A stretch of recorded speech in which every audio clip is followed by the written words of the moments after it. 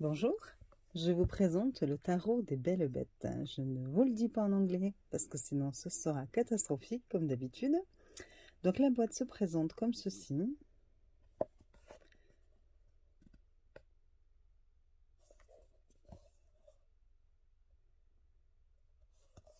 Je l'ai acheté dans la boutique Le Salon des Arcanes. Voilà l'intérieur. Hop là. Tout aussi joli. Hein. Bon là il y a l'ombre donc c'est un peu compliqué. Et pareil ici. Voilà. C'est une boîte de bonne qualité. Hein. Voilà. Vous avez avec un livre. Un petit livre. Dans lequel il vous explique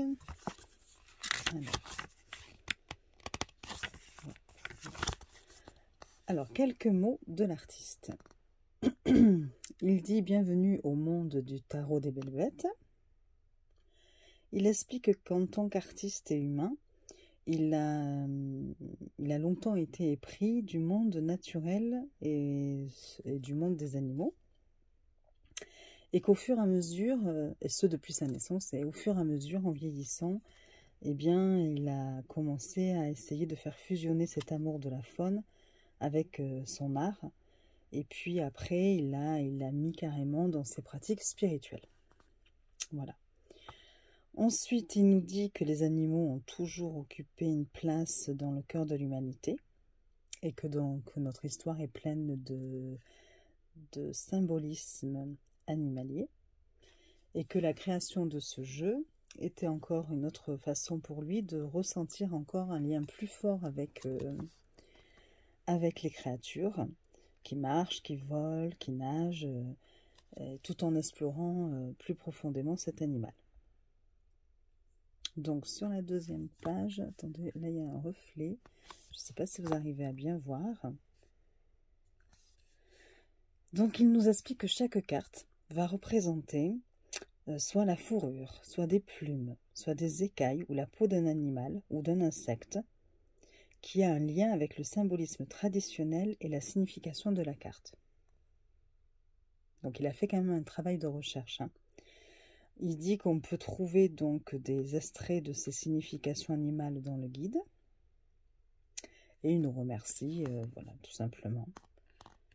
Donc voilà.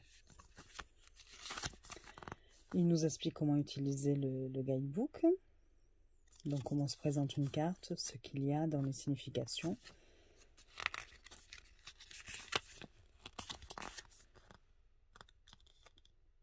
Voilà, vous avez pour chaque carte le titre, enfin le nom de la carte, une interprétation un petit peu générale et souvent il va dire un ou deux mots sur l'animal qui est représenté.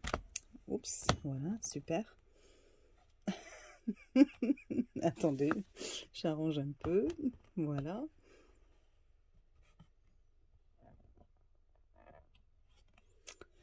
Voilà, je suis désolée pour ce petit accident technique. Et ensuite, il vous donne la signification à l'endroit et à l'envers. Enfin, ce sont des petits mots-clés. Voilà. Il fait ça pour toutes les cartes et notamment même pour les arcanes mineurs. Alors, c'est un tarot que, que je ne conseille pas forcément aux débutants. Parce que si on ne connaît pas la signification des cartes, ça va être compliqué quand même. Au niveau des illustrations, elles ne vont pas beaucoup aider. Donc vous avez le dos qui est comme ceci. Voilà. Les tranches sont dorées. Bon, je m'en serais bien passée. J'aurais préféré, je ne sais pas pourquoi, ils les ont faites dorées parce qu'en plus je trouve que ça ne va pas forcément bien avec les illustrations. Mais bon. Donc voilà. Donc on commence. Donc vous avez le fou. Le fou, et donc là, derrière, vous avez le pelage d'un chiot. C'est ce qu'il nous précise, hein, parce que c'est un peu l'énergie du chiot qui s'amuse, le fou. Vous avez le magicien. Et donc là, il nous dit que c'est le papillon qui est prêt à se transformer et à voler derrière. Et vous voyez, vous avez les symboles Là, vous avez par exemple les éléments, les 4 éléments qui sont représentés.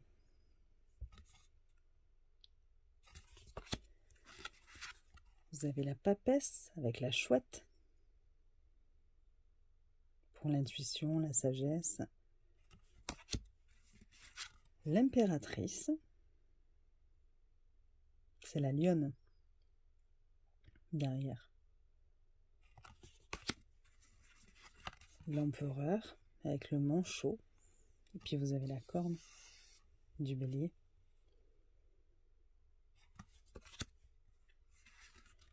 Le hiérophante, c'est le wapiti.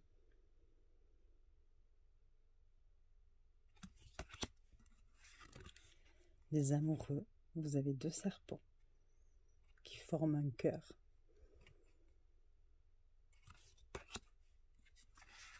Le chariot, c'est le cheval pour sa fougue et son énergie. La force, bon, mais là, pas de surprise, hein, c'est le lion. L'ermite avec la tortue.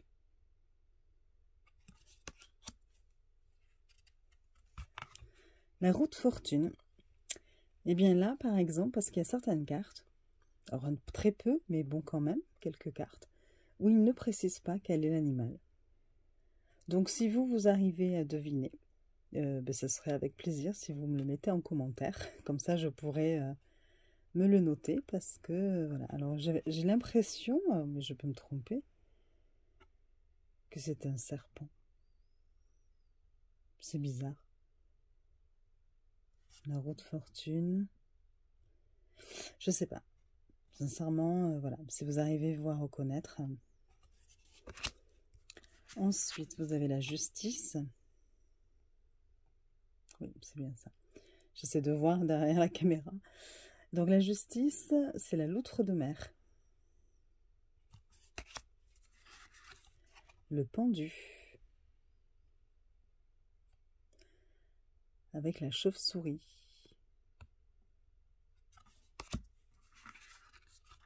La mort. Alors là, c'est pareil, il ne dit pas.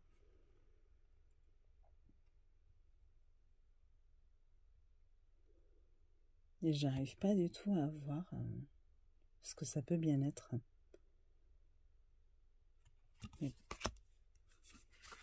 La tempérance. Là aussi, je ne sais pas. Alors, je reconnais bien des plumes, hein, mais bon. Le diable, avec les chèvres.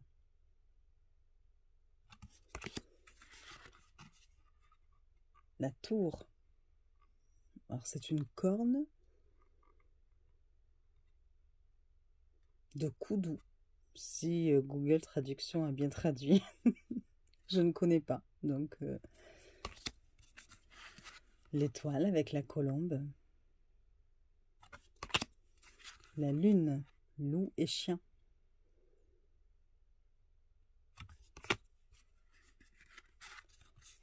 Le soleil. Alors, il ne le dit pas, mais j'ai pensé au cheval blanc. Le jugement, on ne sait pas non plus. C'est des plumes, ce sont des plumes, mais après... Et le monde. Donc là, vous avez la crinière du lion, des plumes d'aigle, un humain et une fourrure de taureau. Voilà pour les arcanes majeures. Alors c'est un jeu, je trouve, qui, dès que je l'ai vu, enfin moi, il m'a fasciné. J'ai aussitôt voulu le prendre parce que je trouve qu'il dégage une énergie très brute, voilà, un peu sauvage. Il y a une polarité masculine et ça change vraiment. Je trouve que il apporte des énergies différentes. Alors là, vous avez l'as de coupe avec le poisson, un poisson quoi, koi, je sais pas. Vous avez le 2, où il ne dit pas ce que c'est.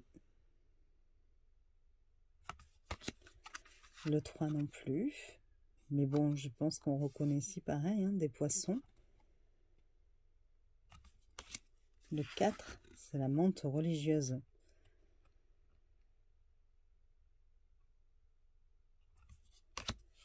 Le 5, le crocodile. Oups. Le 6, ce n'est pas précisé là encore. J'espère que vous voyez bien. Le 7, c'est une pieuvre. Le 8, bon, l'escargot. Le 9, le colibri. Le 10, l'éléphant. Le valet, il ne dit pas non plus, mais je pense que là aussi c'est un poisson. Ah, peut-être un combattant. Pourtant le valet de coupe. Bon. Le cavalier, alors là il dit que c'est un kelpie, si ça a été bien traduit, hein, toujours pareil. C'est une créature fantastique. Et puis j'ai pas pensé à les vérifier, je devais le faire. Et puis vous voyez, c'est en faisant la vidéo que je me dis, oh mince, j'ai pas vérifié les mots sur lesquels j'avais un doute. Donc je suis désolée. Donc on est à la dame de coupe pour le poisson blanc bêta. Et enfin le roi, c'est le requin. Voilà pour la suite de coupe. On passe à la suite d'épée. Donc vous avez l'as d'épée. Alors attendez, je retourne ma petite feuille pour savoir de quel animal il s'agit. Donc là c'est le corbeau. Le 2, c'est le vautour. Le 3, ce n'est pas précisé. Le 4, le koala. Le 5, c'est le moineau. J'ai ma feuille qui tombe. Le 6, ce n'est pas dit. Mais bon, pareil, on voit des plumes. Hein. Vous avez de l'ombre. Le 7, c'est le coyote. Le 8, le pangolin. Le 9, c'est l'araignée, la veuve noire. Le 10, le cerf. Enfin, c'est la colonne vertébrale du cerf. Le valet, c'est le martin pêcheur. Le cavalier, c'est le cheval. La dame, c'est le jet bleu. C'est joli. Et le roi, donc, alors je ne sais pas si c'est bien traduit, je ne connais pas, c'est un pigargue à tête blanche. Il faudra aller vérifier. Après, nous passons au pentacle. Donc, nous avons le 1 qui est le bœuf, l'as qui est le bœuf, le 2 qui est le léopard des neiges, le 3 qui est l'abeille, le 4, le tamia, si c'est bien ça, le 5, bœuf musqué, le 6, lémurien, le 7, c'est l'âne, le 8, il ne précise pas, le 9, c'est un oiseau, le 10, chèvre de montagne, le valet, papillon bleu, le cavalier, c'est un cheval de trait, la dame, je ne sais pas. En fait, ils l'ont traduit, mettons, King Cheetah. Mais je ne sais pas si ça existe, alors voilà. Et enfin, le roi, c'est le loup gris. Et pour la dernière suite, les bâtons. Donc, l'as de bâton, c'est la majestueuse libellule. Le 2, papillon monarque. Le 3, c'est un oiseau, le sterne arctique si c'est bien ça, toujours pareil. L'oiseau bleu pour le 4 de bâton. Blaireau pour le 5. 6, le paon. 7, poisson-lion. 8, faucon pèlerin. 9, sphinx et tête de mort. Le 10 de bâton, vous avez le chameau. Enfin, un chameau. Le valet, caméléon panthère. Le cavalier, antilope d'Amérique. La reine, j'arrive pas à l'attraper, panthère noire. Et enfin le roi de bâton, le tigre majestueux. Donc voilà. Très très bonne qualité de carte, hein. Vraiment épaisse, voilà. Et nous allons lire, alors j'ai préparé une traduction sur mon autre téléphone d'une ou deux cartes pour pouvoir vous montrer ce qu'il dit. Donc, par exemple, pour le chariot, il nous dit « Comme un cheval fougueux, c'est votre signe pour embrasser l'énergie du chariot et baisser la tête et charger avec tout ce que vous avez. Action audacieuse est le nom de cette carte, même si elle est désordonnée. Exploitez la puissance de cette ambition qui vous envahit et rappelez-vous pourquoi vous faites les choses, pour vous assurer de maintenir la haute énergie de détermination pour faire le travail. Alors à l'endroit, action, volonté, succès, détermination, ambition, concentration, travail dur. Renversé, donc à l'envers, manque de direction, bloqué par les obstacles, agressivité, impuissance. Donc voilà. Et puis on va prendre un arcane mineur. Par exemple, le 6 d'épée. Vous êtes sur le point de vous transformer, sur le point de laisser votre ancien moi derrière vous.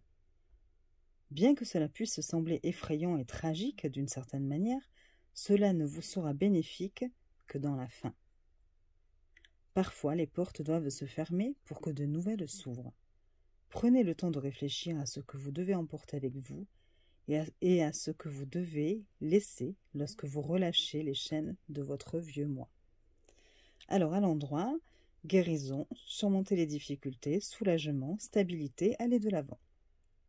À l'envers, pris au piège, retard, submergé, instabilité, problème. Voilà, mais écoutez, j'espère que cette présentation vous aura plu. Vous pouvez me dire ce que vous pensez de ce jeu. Moi, j'aime beaucoup. Enfin, je trouve qu'il propose des choses différentes de ce que l'on a l'habitude de voir. Et je vous souhaite une belle journée. Au revoir.